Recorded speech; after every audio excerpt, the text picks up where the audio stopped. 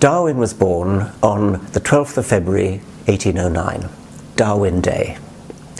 In honour of Darwin Day, we issued an appeal for questions on evolution that I might answer, and I'm going to now answer them.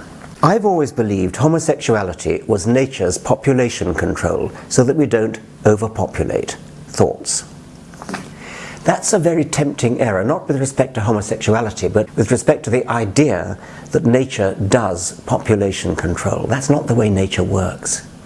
It's so tempting to think, oh well, things will be best for the species, so nature will do whatever it takes to keep the species going, and that's just not the way evolution works.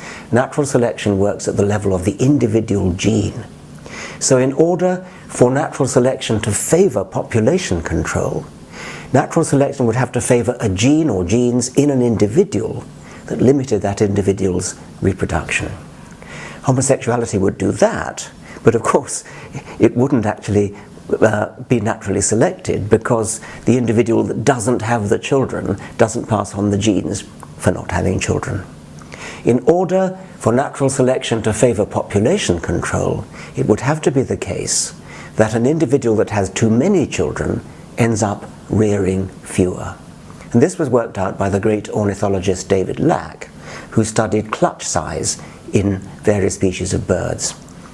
A bird that lays more than the optimum number of eggs ends up rearing fewer because there's not enough food for them.